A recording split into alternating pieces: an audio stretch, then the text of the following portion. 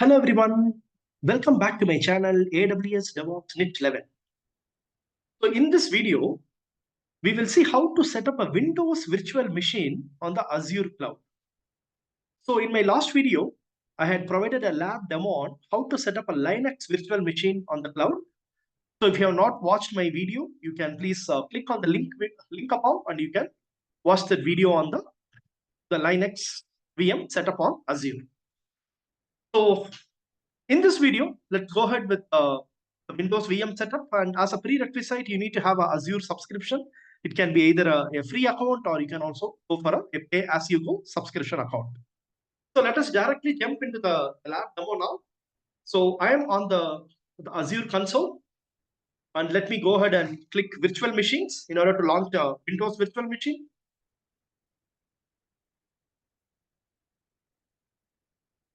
So let me click create here. And I will click Azure virtual machine.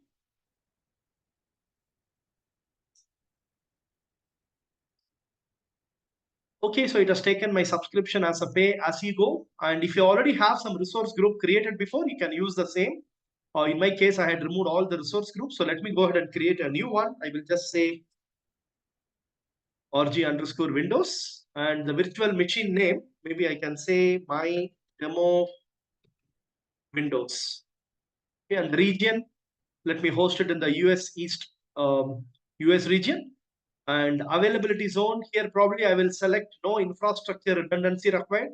Okay, because I do not want to have any the replication for this instance. This is just for a lab purpose.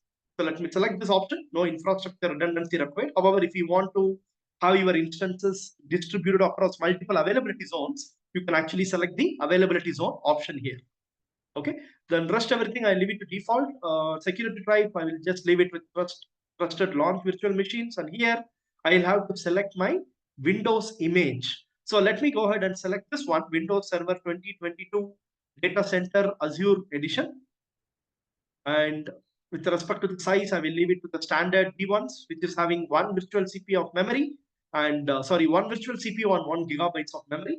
And the username, maybe I'll provide the username as Azure user. This is a user with which we have to log into the Windows virtual machine, right? And I'll give a password as well because it will not accept the default administrator as a username. So we have to give some other username. Let me confirm my password. It is saying password should have the following: one lowercase character, one uppercase. Okay, so let me just try to meet the condition here.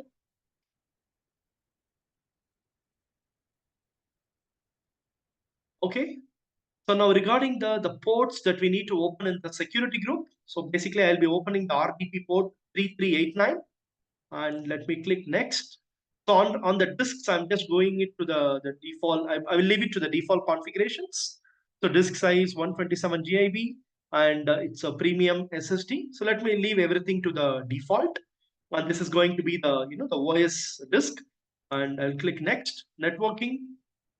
So in regard to the networking, you can see that it is placing it in a default subnet here, which is 10.0.0.0/24. I'll just leave it to the default. And you can see this inbound port 3389. By default, it is going to open the port to everyone in the internet. So once the VM is launched, I'm going to make a change to this security group, and then I will allow the access only from this laptop's IP address, right? So for now, let me go ahead and click next.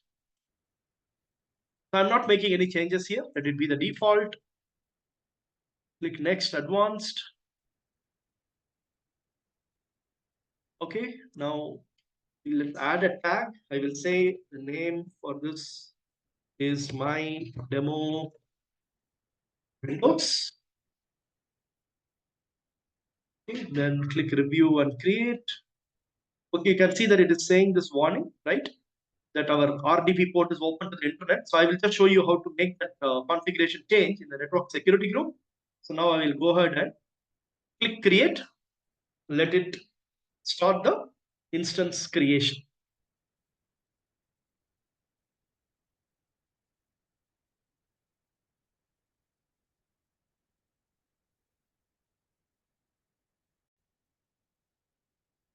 Okay, so while it is creating the instance, let me go ahead and edit the network security group for this instance.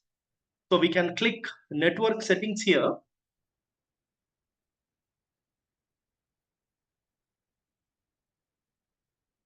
Okay, and you can see the network security group. So it is this one, my demo Windows hyphen network security group. So let me click that, and I will edit the rule for the RDP port. So if you can see here, the RDP port is basically open for the source any, which is anybody from the internet. If they have the IP address for this instance, they would be able to log in.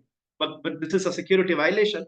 So let me restrict the access only to my IP address. Wherein, if you see in the source here, instead of any, I'm just going to say my IP address, which means only from my laptop's IP address or only from my laptop, I would be able to log into this Windows machine. So this is a more secure way to, enable access to your instance. Okay. So that's the only change. Let me go ahead and click save here. Okay. So now you can see it is listing my source IP address. So it is going to allow the 3389 access only from this particular IP. Okay, so let us see if the resource has been created. Let me go to the home screen, and you can see here my demo Windows. This is the virtual machine. It is created. So let us try to check the connectivity to this. This is a public IP allocated for this instance. Let me see if I'm able to connect to the port 3389. So telnet IP address port 3389. Okay, I'm able to connect to this port. Now we will try to log into this instance team.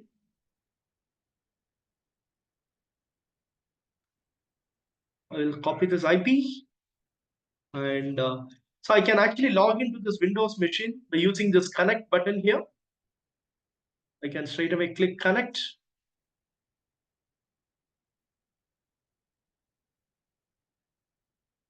Okay, and I can also download the RDP file. And let me try to log in using this RDP. So I will say connect. So it is asking me for the user, the password for this user. What we need to do is go ahead and click use a different account. And then you have to mention the username as localhost slash. Then you mention the user that we created during the launch of the instance, which is Azure user, right? And let's give the password for that user.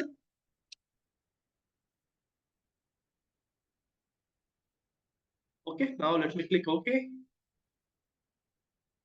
Fine, it is giving me this warning. Let me say yes.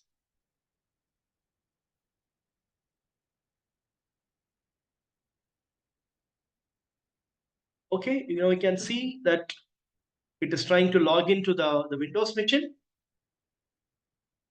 as a Azure user.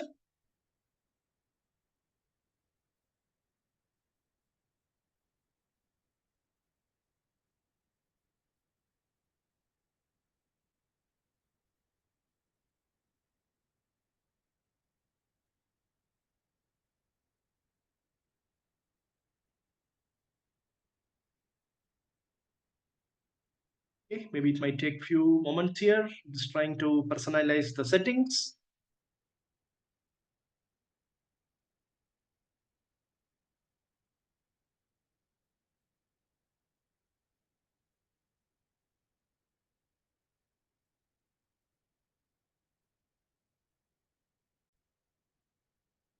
Okay, great. So now I have logged into the Windows virtual machine in Azure.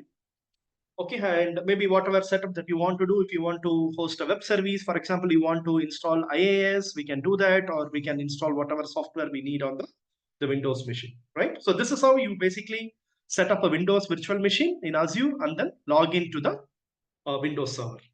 Okay, so now we can, I think, log off this machine. I can just say log off here, and then I can log off from this machine. Okay, so the other thing to remember is whenever you are launching a resource within Azure, it's important that you delete the resources so that we don't end up with the billing charges. So how do we delete the resources? So basically I can click the overview tab here, and I can also click this resource group that I created for this resource, which is rg_build. And under this resource group, we can see that there are multiple resources that has been created. We have virtual machine, we have the public IP address, network security group, etc. So let's say I want to remove this complete instance along with the other resource groups, right? Including the disk as well. So I just select everything here, and then I can say click delete resource group. Okay. And so here you can also enable this check mark, apply a force delete for the selected virtual machines on the virtual machine scale sets. And it is also asking for the name of the resource group. I can copy it from here. I can put it here and just say delete. Okay. So in that way, it is going to delete all the resources that is part of the resource group. And if you want to do any other lab afresh, you can create a new resource group. Okay. I think this content was helpful on how to launch a Windows virtual machine in Azure. So if you like this content, you may share it with your known circles. And if you have not subscribed to my channel yet, please feel free to subscribe to my channel.